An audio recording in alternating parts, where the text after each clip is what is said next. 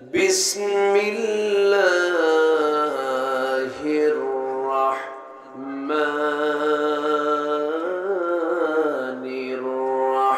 الرحيم إن الله وملائكته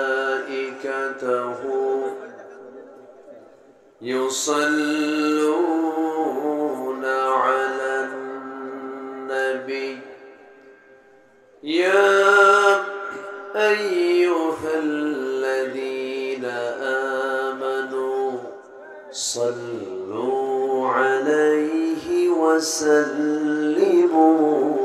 تسليما اللهم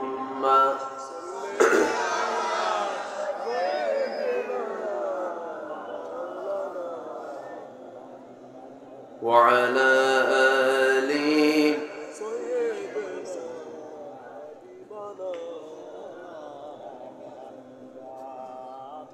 একটু মোহাম্মত দিয়ে নবীর প্রেমে মাতোয়ারা হয়ে জবান খুলে আওয়াজ দিয়ে সবাই বলুন আল্লাহুম্মা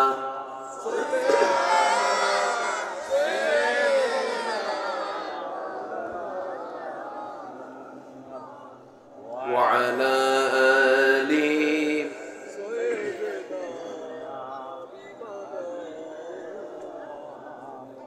সবাই বলুন بلغ العلا بكماله كشف الدجى بجماله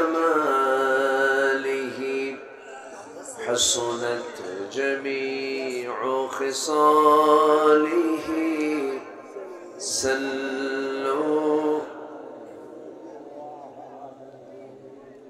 فناي فولتو बुलबुल का तरन्नुम वीना हो चमने दहर में कलियों का तबस्सुम वीना हो बलगल उला बिकमालिही कशफत तुजा बिजमालिही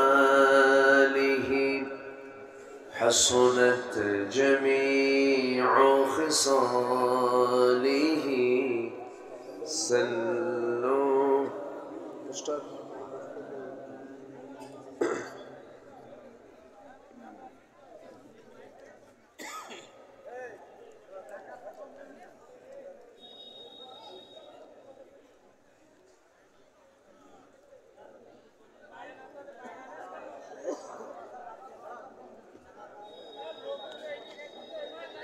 বৃহত্তর খুলনা অঞ্চলের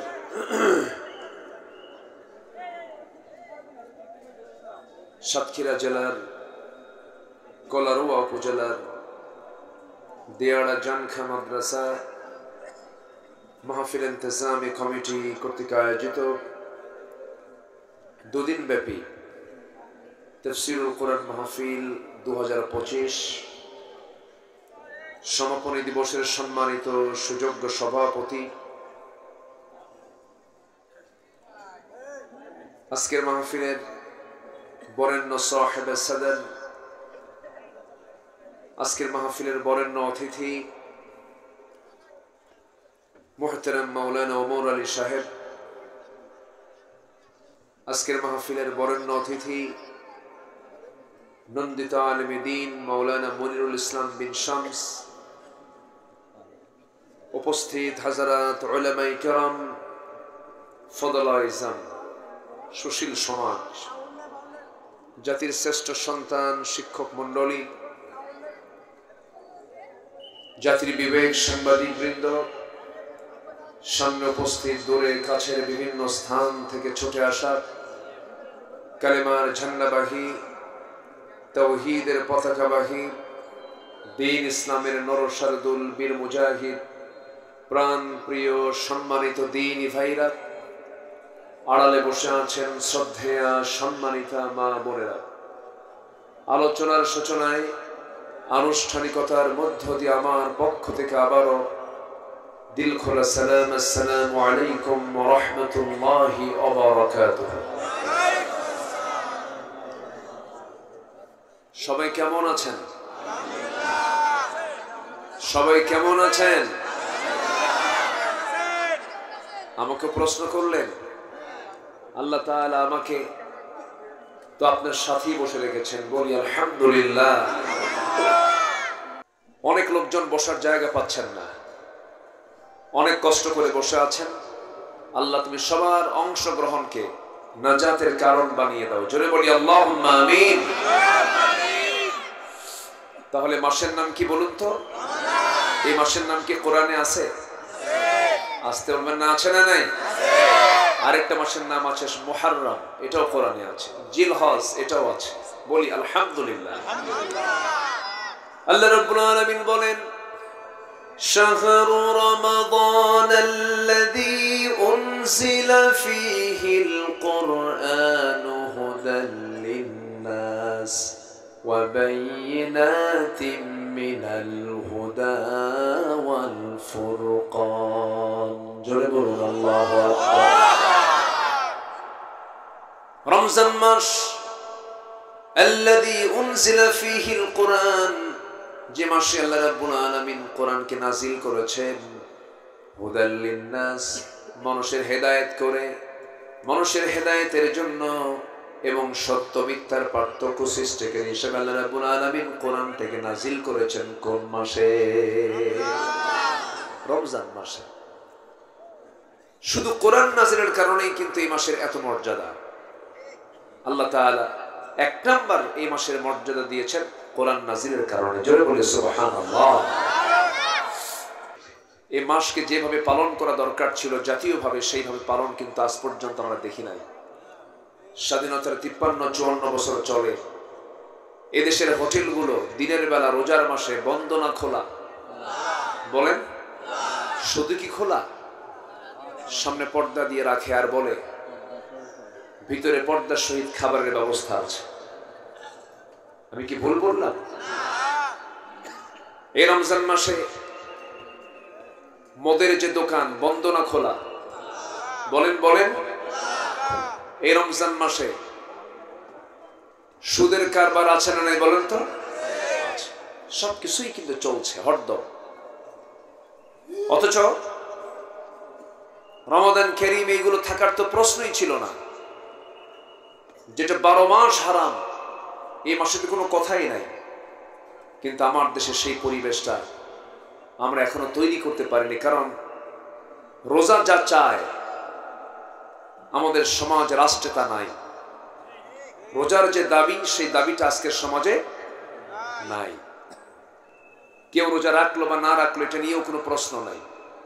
কে নামাজ পড়লো বা নামাজ না পড়লো এটা নিয়েও কোনো প্রশ্ন নাই। বরঞ্চ বিগত সময়ে যারা নামাজ পড়েছে, দিন মেনেছে, কোরআনকে মানার চেষ্টা করেছে, ইসলামী আন্দোলন যারা করেছে, বরঞ্চ তাদেরকে অপরাধী বানাইয়া জঙ্গিবাদের মামলা দিয়ে জেলখানায় ঢোকানো হয়েছে। এই সংকট থেকে আমরা একটু মুক্ত হতে পেরেছি। আল্লাহ তাআলা এই মুক্ত একটি পরিবেশ আমাদেরকে উপহার দিয়েছেন। সম্পূর্ণ অবদান কার? আসতে বলবেন না কার? এত ক্রেডিট নেওয়া ভালো না। অনেকে বলে আমরাই তো ছিলাম। কে ছিল আর কে ছিল না, রাজপথে কার কতটুকু অবদান, জাতি আর অন্ধ নাই। জাতিকে অন্ধ আছে? জাতি কিন্তু অন্ধ নাই, জাতি কিন্তু সব বোঝে। এখন কোনো কিছু আড়াল করার সুযোগ নাই, ফাঁকিবাজির কোনো সুযোগ নাই। প্রযুক্তির সর্বোচ্চ ব্যবহার এখন চলছে, কোনো কিছু আড়াল থাকে না। আমরা বাপরা পারি নাই, পুলিশরা পারে নাই, কিন্তু পুলিশের সন্তানরা দেশকে মুক্ত করেছে। সম্মানিত ভাইয়েরা, আমি তো ভেবেছিলাম যুব সমাজ মনে হয় ধ্বংসের পথে, ডিভাইস আক্রান্ত, নেশায় আক্রান্ত। প্রায় দেশের 60 থেকে 70 লক্ষ যুব সমাজ মাদকাসক্ত। ভেবেছিলাম মনে হয় এরা শেষ হয়ে গেছে। না, জাতে মাতাল তালে ঠিক। আল্লাহু আকবার বলে। একদম টাইম বেঁধে দিয়েছে 45 মিনিট। মনে আছেন আপনাদের? শুধু টাইম দিয়েছে কয় মিনিট? 45 মিনিট। ওরা পালায় নাই। আজকে যদি ওরা পালাতো এই মাহফিলে হতো না, হতো না মাহফিলে। আল্লাহ রাব্বুল আলামিন বলেন, ইল্লা তানফিরু ইউআযিবকুম আযাবান আলীমান ওয়া ইস্তাবদিল কওমান গায়রাকুম ওয়া লা তাদুররুহু শাইআ। জোরে বলুন আল্লাহু আকবার। তোমরা যদি পালাতে, এমন একটা জাতি তোমাদের উপরে চেপে বসত যাদের কোনো ক্ষতি তোমরা করতে পারতে না। এই জন্য বিজয়ের জন্য শর্ত হলো পালিয়ে যাওয়া না সাহস, সামনে এগিয়ে যাওয়া। পালিয়ে যাওয়া না এগিয়ে যাওয়া। আমার বন্ধুগণ, আল্লাহর সাহায্য সবচেয়ে বড় সাহায্য। জুলুম থেকে যুগে যুগে আল্লাহ বান্দাদেরকে হেফাজত করেছেন। নমরুদকে অটিস্টিক মশাদে বিদায় করেছেন, অকেজে মশাদে বিদায় করেছেন। ফেরাউনকে পানিতে চুবায়া বিদায় করেছেন। আবু জেহেলদের মতো নেতাকে আল্লাহ রাব্বুল আলামিন নাবালক সন্তানের হাতে দুনিয়া থেকে বিদায় করে দিয়েছেন। আমার দেশেও যারা বিগত 16 বছর ছিল, এই সমস্ত জালিমকে আল্লাহ রাব্বুল আলামিন নিজ কুদরত সাহায্য দিয়ে আল্লাহ রাব্বুল আলামিন শেষ করে দিয়েছেন। ঠিক কি? কেউ আছে? খুঁজে তো পাওয়া যাচ্ছে না, সব ফেরেশতা হয়ে গেছে। আমাকে এই সাতক্ষীরায় আসতে দেয়নি। এই আওয়াজটা করে কে? যে আওয়াজটা কই? ব্রেনের সমস্যা, একটু চা খাওয়ান, একটু নিয়ে যান, এটা বোঝেন না আপনারা? একটু চা খাওয়ান, একটু ফাইন করে নিয়ে যে একটু চাটা খাওয়ান, কফি খাওয়ান, ফাইন করে একটু পাম্পটি দেন না। ওর একটা বিকট আওয়াজে তো মাহফিলের পরিবেশ অন্যরকম হয়ে যাচ্ছে। হ্যাঁ, একটু চাটা খাওয়ান, ফাইন করে একটু অফার করেন একটু। হ্যাঁ, সম্মানিত ভাইয়ের আমার দিকে তাকান। তাহলে সামনের যে রমজান আসতেছে, রমজানের হক আমরা আদায় করবো না ইনশাআল্লাহ? জোরে বলি ইনশাআল্লাহ। আল্লাহ কবুল করুন, জোরে বলি আমিন। এই সাতক্ষীরাতে বহুদিন পর, আমাকে মাঝখানে বহুদিন আসতে দেয়নি ফেরেশতারা। ফেরেশতা কেন বললাম? ফেরেশতা চোখে দেখা যায় না, এদেরকেও দেখা যাচ্ছে না। নাই তো, কোথায় গেছে আর খুঁজে পাওয়া যাচ্ছে না। আমরা তো কেউ পালাই নাই। আমাদের প্রতি যত অত্যাচার করা হয়েছে, কেউ কি আমরা পালাইছি? 2009 সালে আল্লামা সাইদ রাহিমাহুল্লাহ এবং আমি একই বছর 2009 সালে একসঙ্গে আমরা হজ করেছি। আরাফার ময়দানে একসঙ্গে ছিলাম। তো ওনাকে প্রশ্ন করা হলো, হুজুর, দেশে তো ট্রাইব্যুনাল গঠন হচ্ছে, টিপাই মুখে বাঁধের আন্দোলন চলছে, পুরা ষড়যন্ত্র, আপনাকে মামলা দেবে, আপনাকে গ্রেফতার করবে, আপনি দেশেই থেকে যান, এই সৌদি আরব থেকে আপনার ফেরার দরকার নেই। আপনি রয়্যাল গেস্ট হয়ে এসেছেন, রাজকীয় মেহমান হয়ে এসেছেন, আপনার দরকার নাই যাওয়ার। উনি মুস্কে এখন হাসি মেরে বললেন, সাইদি পালায়া থাকবে, এটা কি বিশ্বাস হয়? উনি নিজে বললেন। আল্লাহু আকবার বলবেন না? একজন ইমানদার পালায়া থাকবে, তো রাসূল শিখান নাই। উনি বলছেন, আমি বুক উঁচু করে আমার দেশে ফিরে যাব। উনি বুক উঁচু করে দেশে ফিরেছেন, হাসি মুখে জেল খেটেছেন, 13 বছর কারাবরণ করেছেন, কখনো হতাশায় তিনি ভোগেন নাই। আমরা কেউ পালাই নাই। আমাদেরকে যারা রাজাকার ট্যাগ দিয়েছিল, কেউ পাকিস্তান যায় নাই। আমরা শুধু হিন্দুস্তানের রাজাকাররাই সব দিল্লি গিয়ে বসে আছে। আমরা কিন্তু ঠিকই আছি, আমরা কেউ যাই নাই, আমরা যাব না। কারণ এই দেশকে আমরা প্রাণ দিয়ে ভালোবাসি, জীবন দিয়ে ভালোবাসি। আমাদের আত্মীয় স্বজন দেশেই, সব বাইরে নাই। হ্যাঁ, আমরা বিয়ে শাদী, ছেলে মেয়ে যা কিছু সব দেশেই করি আমরা। ওরা তো দেশকে এমন ভালোবাসে, একটা আত্মীয় দেশে নাই, সব ইউরোপ আমেরিকা। ভালোবাসা শিখান না, দেশপ্রেম বুঝান আমাদের। ইসলামকে কতটুকু মানে গোড়ায় হাত দিলে টের পাওয়া যাবে। স্বামী এক ধর্ম পালন করবে, বউ আরেক ধর্ম পালন করবে, এটা কি ইসলাম মানে? ইসলাম কি এটা স্বীকার করে?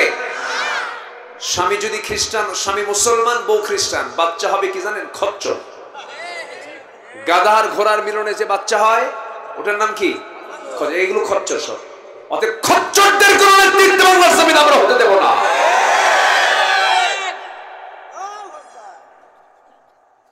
অনেক কিছু সহ্য করেছি আমরা।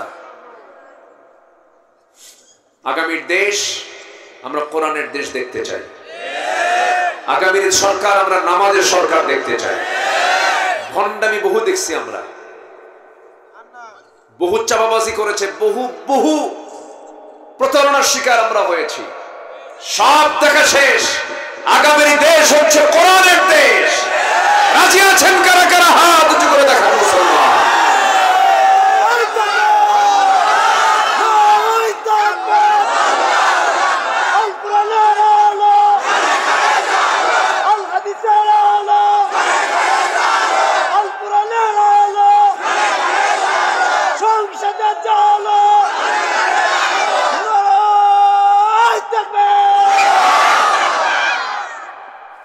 এই তাকবীরটাও দিতে দেয়নি আমাদের। মানে মঞ্চে আসলে সব দোষ। যখন বসতাম মঞ্চে তখন দুই পাশে বসতো কিরামুন কাতিবিন। আমি কি ভুল বলতেছি? এগুলোই তো করেছে ওরা। মাহফিল আসা মাত্রই কমিটির মহা টেনশন, হুজুর আপনি তো আসছেন, কি যা হয়, পুলিশ আসতেছে। আমি কি ভুল বলতেছি? জুতার তলা ক্ষয় হয়ে যেত কমিটি কাঁদতো, হুজুর কোরআনের বাগান সাজিয়েছি আমরা। কত অত্যাচার গুলো করেছে। এখন ওরা আলেমদেরকে বেইজ্জত করতে চেয়েছিল, আল্লাহ ওদেরকে নেংটা করে বিদায় করে দিয়েছে। দেখেন না, পালানোর রাস্তা পাইল না এক দরবেশ, মাথার চুল কালো বানালো, দাড়ি কাটলো, যেন তার না কেউ যেন না চেনে থাকে। আইনমন্ত্রীকে সঙ্গে করে আবার ভুল করে নৌকায় চড়ছে। নৌকার ভেড়ে না, শেষ পর্যন্ত কোস্টগার্ড গিয়ে ধরে বলতেছে আইনমন্ত্রীকে, স্যার চিনছি আপনাকে, চলেন। আমি একা যাবো কেন? আমি কি একা আসছি না জামাতের সাথে আসছে? ওই যে দেখো আমি জামাতের সাথে আসছে। ওই যে কি, ওর মুখে দাড়ি নাই, মাথার চুল গেল কালো, এই লোকটা কে? ভালো করে দেখো, ওটাই দরবেশ, ভান ধরে বসে আছে।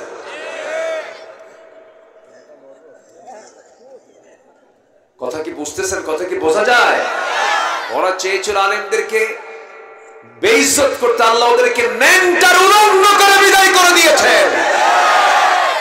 আল্লাহ আছেন, আল্লাহ শোনেন, আল্লাহ দেখেন, আল্লাহ বুঝেন না?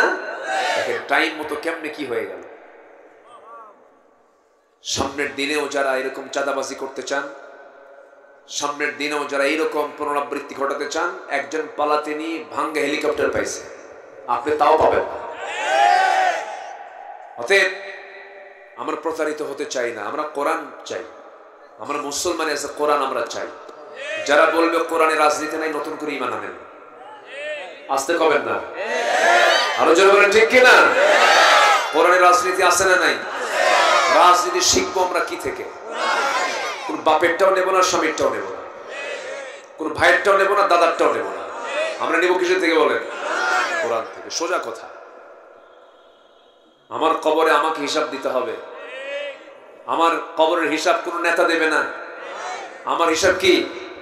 আমাকে দিতে হবে। আমার বন্ধুগণ, আল্লাহ রাব্বুল আলামিন বলছেন, বান্দারে আমি তোকে নির্দিষ্ট টাইম নিয়ে দুনিয়াতে পাঠিয়েছি, যে কোনো সময় তোর আমার কাছে আবার ফিরে আসতে হবে। অতএব আমি তোকে কিছু পরামর্শ দিই, শোন রে বান্দা।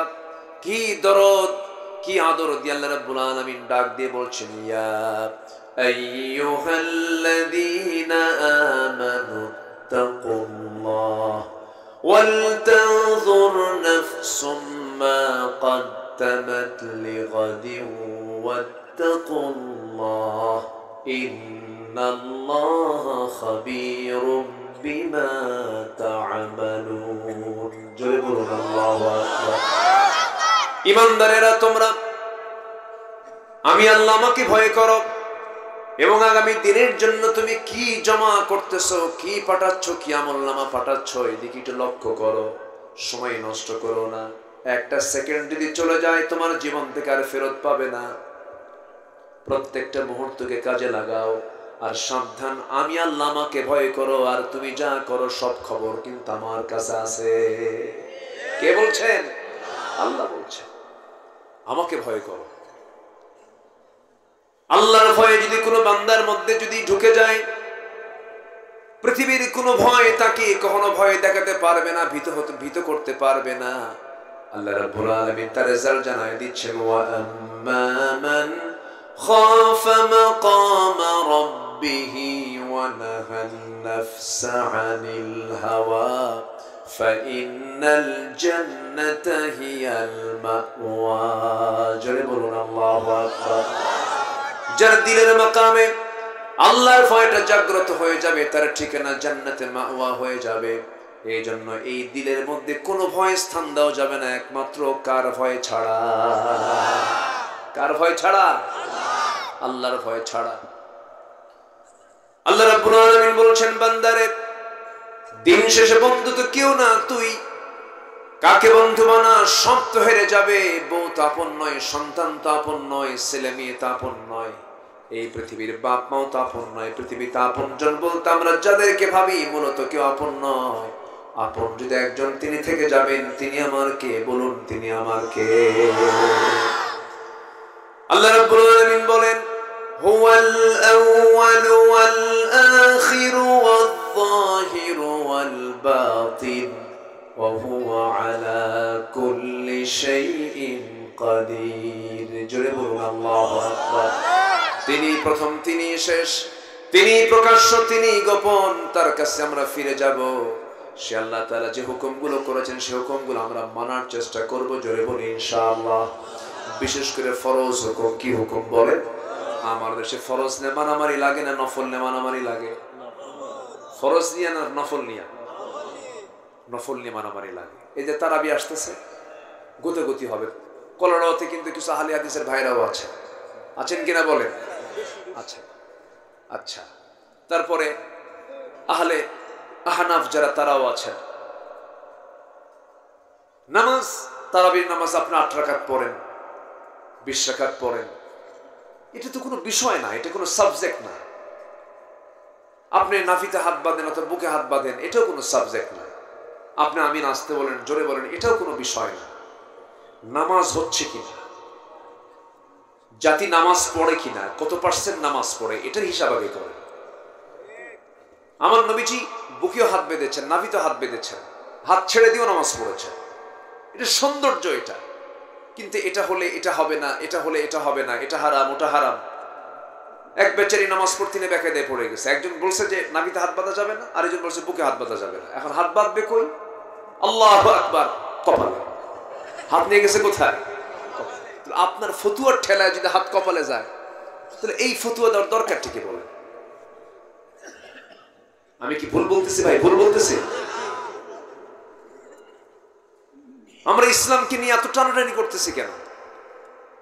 এক বুড়ো চাচা পায়জামা বানাইছে, তো টেইলার্স পায়জামাটা একটু লম্বা করে দিয়েছে, গিরার নিচে চলে গেছে। তো বুড়িকে যাওয়ার সময় বাড়ি থেকে বের হওয়ার সময় বলছে, দেখো টেইলার্স তো আমার পায়জামাটা একটু বেশি লম্বা করে দিয়েছে, তুমি একটু কেচি দিয়ে কেটে 1 ইঞ্চি একটু ছোট করে রেখো। তো মুরব্বীর আবার খুব রাখতো। তো এই কথাটা শুধু বুড়ি শোনে নাই, ছেলে বউ শুনছে, নিজের মেয়ে শুনছে। মোট শুনছে কয়জন? 3 জন। প্রথমে কেচি দিয়ে বুড়ি কাটছে, মানে বউটা কাটছে 1 ইঞ্চি। তো বউমা মনে করছে, ছেলে বউ মনে করছে, শ্বশুর তো যদি এসে খেপে যায়, তো আমার শাশুড়ি এটা কাটলো কিনা, পায়জামাটা আমি একটু ঠিক করি। আবার কেচি দিয়ে উনি আবার 1 ইঞ্চি চলে উঠছে। 2 জনের কাটা শেষ। এখন মেয়ে ভাবতেছে, আমার আম্মা তো বয়স্ক মানুষ, কাটলো কিনা জানি না, তো আব্বাতে সে খুব রাগারাগি করবে, এই অনুমান করে সে আবার আরো 1 ইঞ্চি কাটছে। কাটতে হবে 1 ইঞ্চি, কাটছে কয় ইঞ্চি? 3 ইঞ্চি। বাড়িতে এসে এখন পায়জামা পরবে, দেখে যে ফুল প্যান্টও না, হাফ প্যান্টও না। কি আমার কথা কি বুঝতেছেন? তো আমরা ইসলাম নিয়ে এত টানাটানি করতেছি, শেষে তো কিছুই থাকে না। আমরা আলিয়া বুঝি না, আমরা কওমি বুঝি না, আমরা গোল টুপি লম্বা টুপি বুঝি না। আমরা বুঝি আমাদের কালিমা হচ্ছে লা ইলাহা। এক কালিমার ভিত্তিতে আমরা এক হব। জোরে বলি ইনশাআল্লাহ। তাআলাউ ইলা কালিমাতিন সাওয়াইন বাইনানা ওয়া বাইনাকুম। আল্লাহু আকবার বলেন। আমি মাইকে একটু জোরে বললি কেমন যেন একটা আওয়াজ হয়, একটু ঠিক করেন না। জোরে আওয়াজ দিলে এরকম হয় কেন? আমি তো নিজের কথা নিজেই বুঝি না। ইকো দরকার নাই। সম্মানিত ভাইয়েরা, তাহলে আমরা পৃথক থাকবো না এক হব? বলেন পৃথক থাকবো না এক হব? আগে নফল সুন্নত না ফরজ? আগে বলেন আগে কি দরকার? আগে কি দরকার? ফরজ দরকার। সুদ হারাম, যাকাত ফরজ। এটা নিয়ে কথা বলেন। কি আমার সমাজে কি সুদ চালু না যাকাত চালু? সুদটা প্রতিষ্ঠিত, যাকাতটা অতিরিক্ত। যাকাত কি অতিরিক্ত, না দিলেও কেউ কোনো প্রশ্ন করে না। কিন্তু ট্যাক্স না দিলে বলেন আছে কি না? বলেন সুদ না দিলে কি খবর আছে না নাই? বলেন তো। ব্যাংক থেকে আপনি ঋণ করেছেন, সুদ দিতেই হবে, বাধ্য আপনি। কিন্তু যাকাত কিন্তু চালু নাই, সুদ চালু আছে। বিয়েটাকে আজকে কঠিন করা হয়েছে। মেয়েদের বিয়ের বয়স কত বলেন? বলেন কত বছর? আর একটা মেয়ের যৌবন আমার দেশে আসে কত বছরে? বলেন বলেন কত? 12 বছর। আজকের যে সামাজিক চিত্রটা, আমি বলছি না বাল্য বিবাহের পক্ষে আমি কথা বলছি না, কিন্তু এই যে বিশাল বড় মানবাধিকার কর্মীরা কথাগুলো বলেন, মাঝে মাঝে দেখা যায় 12 বছরের 13 বছরের একটা ছোট্ট মেয়ে আমরা মনে করছি, কিন্তু সে তো বড় হয়ে গেছে। সে বন্ধু চিনে, বয়ফ্রেন্ড চিনে, 3 দিন 4 দিন নিখোঁজ হয়ে যায়। এই ব্যাপারে ইসলামের বক্তব্য আছে না নাই? আসতে বলবেন না, আছে না নাই? মানে 18 আগে বিয়ে হবে না, কিন্তু 12-13 বছর বয়সে বের হওয়া যাবে, বের হয়ে চলে যাওয়া যাবে। আমি কি ভুল বলছি ভাই? এগুলো কথাগুলো কি ভুল বলতেছি আমি? যৌবন আসে 12তে, আর বিয়ের শর্ত দিছে কত বছরে? 18। এই 6 বছর কি করবে? হ্যাঁ বিয়া ছাড়া আকাম কুকাম করবে। এই তো, হ্যাঁ এই তো, বয়ফ্রেন্ড আর গার্লফ্রেন্ড খুঁজবে। এই নোংরামিগুলো আমার দেশে কমছে না বাড়ছে? আমার দেশে বিয়ে সহজ না জেনা সহজ? বলেন বিয়ে সহজ না জেনা সহজ? জেনা সহজ। কিন্তু ইসলাম বিয়েকে সহজ করতে বলেছে, জেনাকে কঠিন বানাতে বলেছে। জেনা যেন কোনো ক্রমে না হয়। একটা মেয়ে 2-3 দিন নাই ছেলের সঙ্গে ঘুরে বেড়াচ্ছে, কোনো দোষ নাই। রাষ্ট্রের আইন কি জানেন? ওর দোষ হলো 100 টাকা জরিমানা মাত্র। কত টাকা জরিমানা? 100 টাকা জরিমানা। আমার বন্ধুগণ, এই জন্য কোনো ফরজ বিধানকে লঙ্ঘন করা যাবে না, ফরজকে লালন করতে হবে। ছোট ছোট গুনার দিকে আল্লাহ পাক তাকাবেন না। আল্লাহ রাব্বুল আলামিন বলেন, ইন তাজতানিবু কাবাইরা মা তুনহাউনা আনহু নুকাফির আনকুম সাইয়্যাতিকুম ওয়া নুদখিলকুম মুদখালান কারীমা। জোরে বলুন আল্লাহু আকবার। তুমি যদি বড় বড় গুনাহ করে ফেলো, আল্লাহ তোমাকে ধরে ফেলবেন। কিন্তু তুমি যদি বড় বড় গুনাহগুলোকে যদি গুটিয়ে রেখে, গুনাহ না করে যদি ছোট ছোট যদি কিছু গুনাহ করে ফেলো, আল্লাহ রাব্বুল আলামিন বলছেন, আমি আল্লাহ রাব্বুল আলামিন ছোট গুনার দিকে না তাকায়া আমি আল্লাহ তোমার সমস্ত গুনাহগুলোকে মাফ করে জান্নাতের মতো জায়গায় তোমাকে স্থান করে দেব।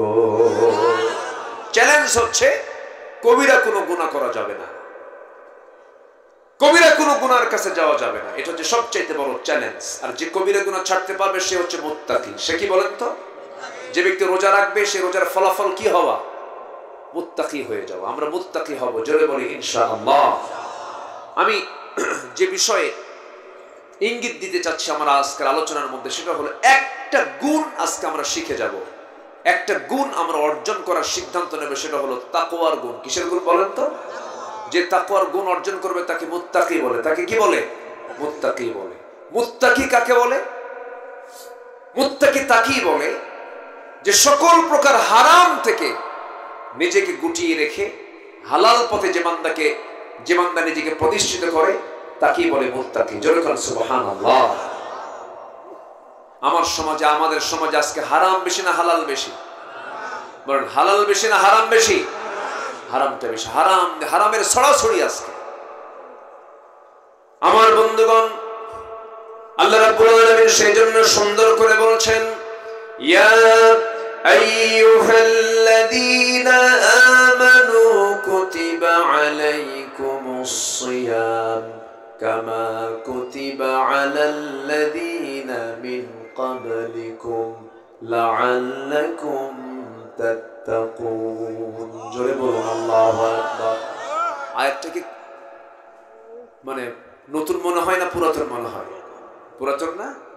সবার কাছে কি এরকম নতুন মনে হচ্ছে নাকি? খুব কমন আয়াত। আনকমন না কমন? কমন। সবার কাছে এটা কমন আয়াত।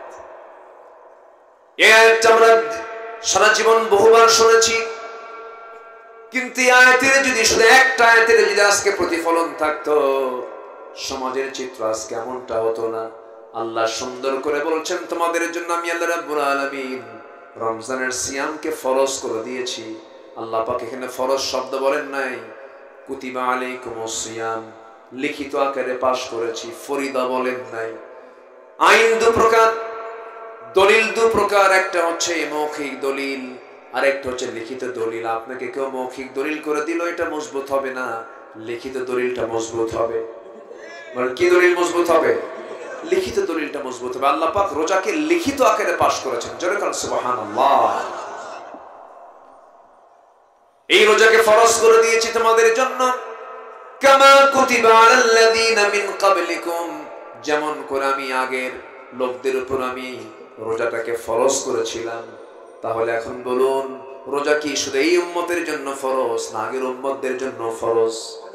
আগের উম্মতদের জন্য ফরজ ছিল। আল্লাহ পাক এই হুকুমটা দিয়েছেন কেন? এই হুকুমের ফলাফল হলো, এই হুকুমকে যারা ফলো করবে তারা জান্নাতে যার সবচেয়ে বড় গুণ মুত্তাকি হতে পারবে। জোরে বলি সুবহানাল্লাহ। বিড়ি খাওয়া এটা একটা বদনেশা, এটা হঠাৎ করে ছাড়াও যায় না, হঠাৎ করে ছাড়াও যায় না। আশপাশ শুনি তো, দেখি তো, বুড়া হয়ে গেছে ছাড়তে পারে না। কিন্তু রমজানকে যদি প্ল্যান করে, রমজানের রোজা রাখবো, বিড়ি খাবো না, একটানা 30 দিন যদি প্র্যাকটিসটা করে, তাহলে বলুন তো এই মাসটা কি বদভ্যাস ছাড়ার জন্য একটা যথেষ্ট মাধ্যম হতে পারে না? পারে। কিন্তু কি করে জানেন? সারাদিন রোজা ঠিকই থাকে, শেষ রাত্রি সেহরি খায়, নামাজ পড়ে, জোহর আসর মাগরিব মসজিদে চলে যায়, ইফতার করি বুড়া চাচা বুড়িকে ফাঁকি দেয়। আবার হাজি সাহেব তো বুড়িকে ফাঁকি দিয়ে করে কি, ওই চৌমাথা তেমাথা ত্রিমোহনীর মোড়ে কিছু দোকানদার আছে, ওই দোকানদারের ভিতরে চলে যায়। দোকানের ভিতরে চলে গিয়ে এদিক সেদিক তাকে, আমি তো হাজি মানুষ, দেখলো কিনা কেউ। এরপর দোকানদারকে বলে আস্তে আস্তে করে চোখটি মেরে বলে, দে তো, সারাদিন রোজা ছিলাম। এক বিড়ির টান দিয়া খাইয়া বলে, সারাদিন খাই নাই, আর একটা দে, কাজা সহ আদায় করি। আছে মনে হয় নাই? মনে হয় নাই। আসতে বলবেন না, আছে না নাই? কি রোজা রাখলেন আপনি? বলুন তো এই জাতি ভাত বেশি খায় না বিড়ি বেশি খায়? আলহামদুলিল্লাহ। কি কবেন বলেন? অনেকে বলে হুজুর বিড়ি খাওয়া কি? তখন আমি কই বিড়ি খাওয়ার দোয়া কি কর? আমাদের মাঝে মাঝে প্রশ্ন আসে, হুজুর বিড়ি খাওয়া কি জায়েজ আছে? এরকম যদি, তখন আমি উল্টা বলি যে বিড়ি খাওয়ার দোয়াটা কি বলেন আপনি? দোয়া আছে? আসতে করুন, বিড়ি খাওয়ার কোনো দোয়া পৃথিবীর কেউ বলতে পারবে? দোয়া আছে। যেই কাজের দোয়া নেই সেই কাজ কি কোনোদিন বৈধ হতে পারে? হতে পারে। খাবেন কেন? রমজানকে আমরা মাথায় নিই, এগুলোকে বাদ দেবো। জোরে বলি ইনশাআল্লাহ। আর জোরে বলি ইনশাআল্লাহ। পান খান, পান খেতে সমস্যা নাই তো, পানের রস ভালো, পানের রস আপনার জন্য খুব ভালো, পেটের জন্য ভালো। কিন্তু পানের সাথে আবার হাকিমপুরি রহমতুল্লাহ আলাইহি কেন? কি কথা আছে না নাই? বলে আছে না নাই? ভাবতেছেন আমি কাউকে বাদ দেব? কাউকে বাদ দেইনি। ডাইরেক্ট খান আর পুড়ে খান। নেশা নেশা। পৃথিবীর কোন ডাক্তার নেশাকে জায়েজ বলে না, আল্লাহ এটাকে জায়েজ বলতে পারেন না। আল্লাহ জায়েজ বলেন না। ওয়ালা তুলকু বিআইদিকুম ইলা তাহলুকা, নিজকে ধ্বংসের দিকে ঠেলে দেওয়া যাবে না। আপনি পাপ করবেন, পাপ আপনাকে ঘেরাও করবে। দেখেন বিড়ি খায়, ওর ঠোঁট বলে দেয় কি খোর, আস্তে কয় কি খোর বলেন। আপনি মদ খাবেন, চোখ আপনাকে বলে দেবে আপনি মদখোর। আপনি গাঁজা খাবেন, ঠোঁট বলে দেবে, দাড়ি মোজ বলে দেবে আপনি গাঁজাখোর। বিড়িখোরের চেহারা একরকম হয়, গাঁজাখোরের চেহারা আরেক রকম হয়, মদখোরের চেহারা আরেক রকম হয়। যে পাপ করবে পাপ তাকে ঘেরাও করে ফেলবে, গুনাহ করবেন গুনাহ আপনাকে অ্যাটাক করে ফেলবে। এই জন্য আমার বন্ধুগণ, সবচেয়ে বড় তাকওয়া হলো নিজের জীবনকে সম্পূর্ণ গুনাহমুক্ত রাখার চেষ্টা করা, পাপের দিকে না যাওয়া, গুনাহের দিকে না যাওয়া। আল্লাহ রাব্বুল আলামিন বলছেন, বান্দারা আমি তোকে ট্রেনিং এর জন্য দিয়েছি, রমজান মাসটা 30 দিন কাজে লাগা, সুন্দর করে তারাবির নামাজটা পড়, রাতের কিয়ামটা কর, দিনের সিয়ামটা কর। ওয়ামান সামা ওয়ান কামা, যে ব্যক্তি দিনের রোজা এবং রাতের বেলা দাঁড়ায় দাঁড়ায় সিজদা দেবে, রুকু দেবে, আল্লাহ বলছেন যদি সেটা অ্যাকচুয়ালি ইহতিসাবের সাথে হয়, আমি আল্লাহ রাব্বুল আলামিন তার আগের পরের সমস্ত গুনাহগুলোকে আমি আল্লাহ মাফ করে দেব। জোরে বলে সুবহানাল্লাহ। আমার বন্ধুগণ, এই সিয়ামের মধ্য দিয়ে জীবনটাকে সুন্দর করে সাজায় নিতে হবে আমাকে আপনাকে। সাহাবে কেরাম মাত্র 16টা রোজা রেখে তারা তাকওয়ার গুণ অর্জন করেছিলেন। তারা একজন বীর মুজাহিদের ভূমিকা পালন করেছেন মাত্র 16টা রোজা রেখে। তারা মদিনায় হিজরত করলেন, যখন হিজরতের মাত্র 1টা বছর পরেই রোজা ফরজ হয়ে যায়। দ্বিতীয় হিজরত আমার নবী যখন মক্কা থেকে মদিনায় চলে গেলেন, আল্লাহ পাক সিয়ামকে ফরজ করে দিলেন। আমার বন্ধুগণ, রোজা যখন ফরজ হয়ে গেল, 16 দিনের মাথায় নবীর কাছে সংবাদ চলে এলো, ইয়া রাসূলুল্লাহ, আপনার জীবনকে শেষ করে দেওয়ার জন্য, ইসলামকে নিশ্চিহ্ন করার জন্য মক্কা থেকে কুরাইশরা লোহিত সাগরের পাশ দিয়ে হেঁটে হেঁটে ঘোড়ায় চড়ে চড়ে 1000 সৈন্য সহ সব চলে আসছে বদর নামক প্রান্তরে। তাদেরকে মোকাবেলা করার জন্য আপনাকে প্রস্তুতি নিতে হবে। আমার নবীজির কানে যখন, আমার নবীজির কাছে যখন এমন সংবাদ দেওয়া হলো, আমার নবীজি সাহাবে কেরামকে ডাক দিলেন, সাহাবীরা শোনো, যুদ্ধের ডাক এসেছে, জিহাদের ডাক এসেছে, কি করবে বলো। সাহাবীরা কেবলই মক্কা থেকে মদিনায় চলে আসছেন, ঘর নাই, বাড়ি নাই, বউ নাই, বাচ্চা নাই, সন্তান নাই, একদম হাতে খালি হাতে এসেছেন, হ্যান্ড টু মাউথ নাই, খাবারও পান না। এমন একটা সময় যখন যুদ্ধের ডাক চলে এলো, সাহাবীরা বললেন, ইয়া রাসূলুল্লাহ, আমাদের কিছু নাই, তবে আল্লাহর সাহায্য আমাদের আছে, আপনি যা বলবেন আমরা যুদ্ধের প্রস্তুতি নিয়ে নিলাম। জোরে বলে সুবহানাল্লাহ। আমরা অনেকে বদর কি বলে, রমজান মাসকে শুধু সিয়ামের মাস মনে করি, কিন্তু রমজান মাস শুধু সিয়ামের মাস নয়, এটা জিহাদের মাস, বদরের মাস, বিজয়ের মাস, মক্কা বিজয়ের মাস। আল্লাহু আকবার বল। আমরা ইতিহাস জানি না, শুধু আমরা মনে করি রমজান মাস শুধুমাত্র না খেয়ে থাকার মাস। কে বলেছে? না। আবার রোজাকে আমরা অনেকে মনে করি শুধু না খেয়ে থাকার নামে রোজা না, কথা না বলার নামও রোজা, কথা না বলার নামও রোজা।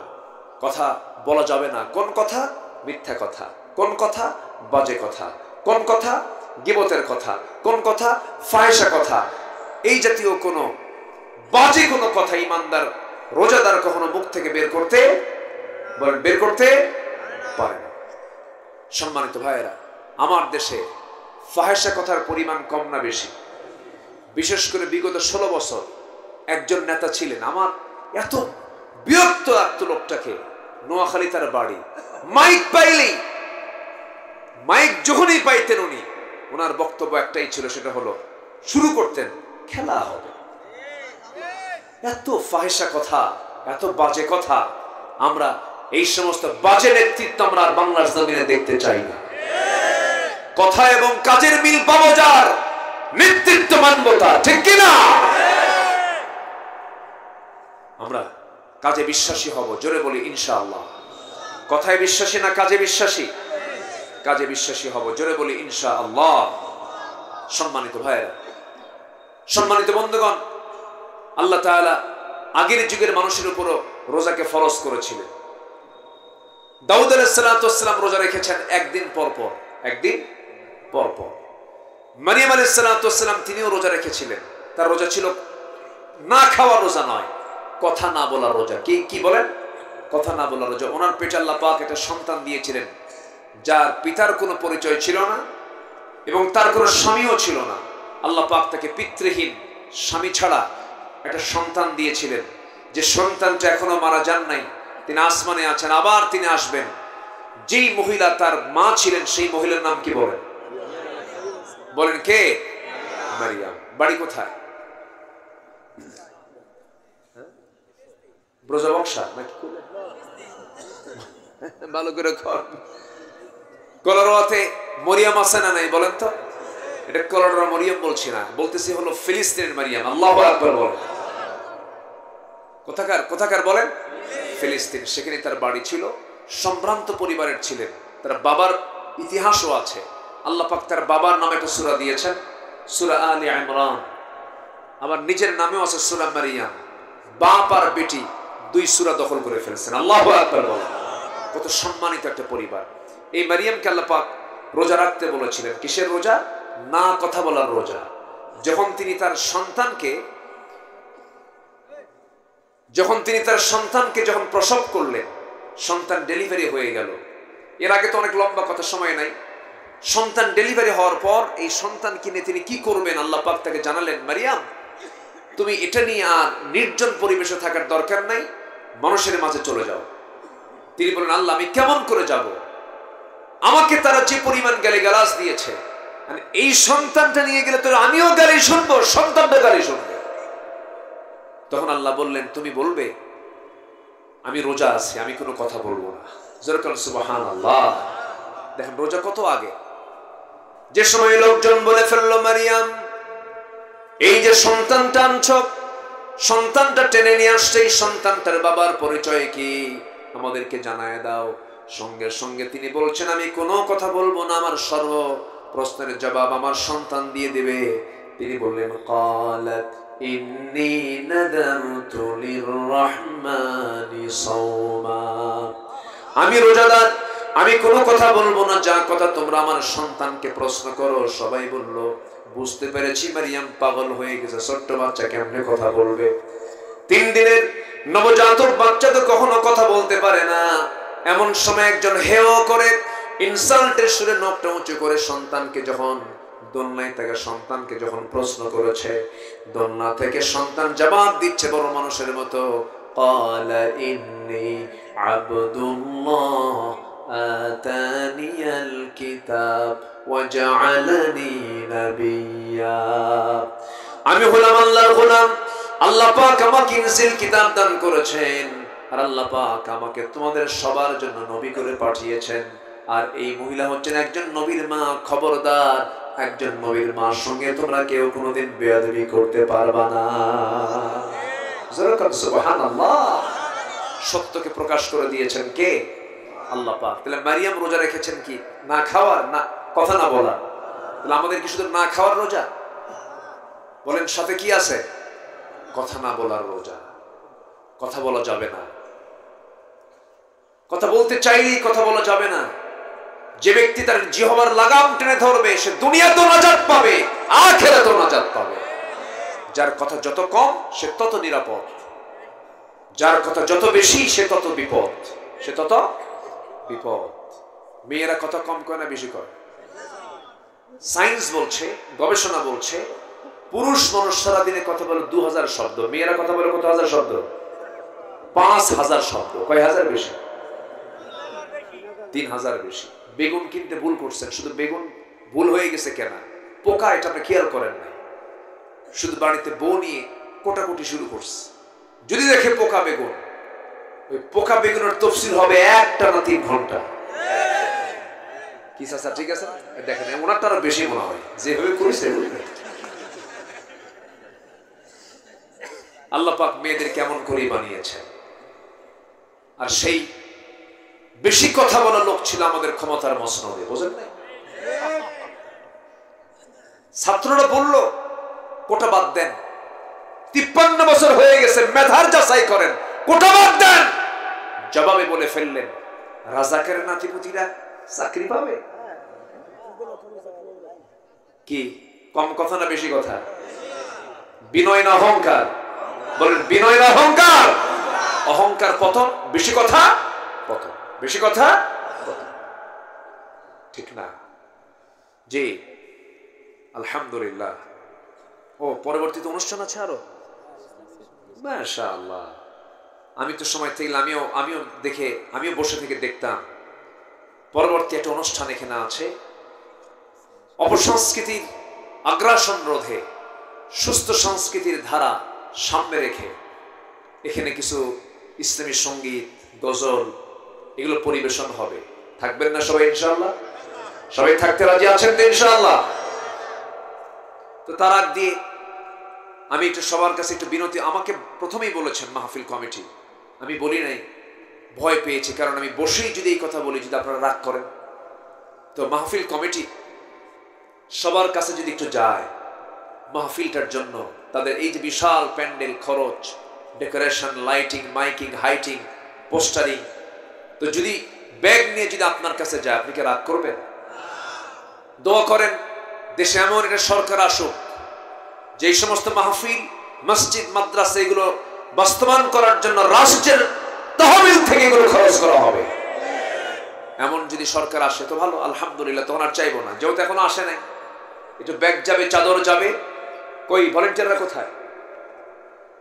ভলেন্টিয়াররা কোথায়? একটু ব্যাগ যাবে, চাদর যাবে, যে যা পারি আমরা কম বেশি দেওয়ার চেষ্টা করবো। জিকির করি সুবহানাল্লাহ ওয়ালহামদুলিল্লাহ লা ইলাহা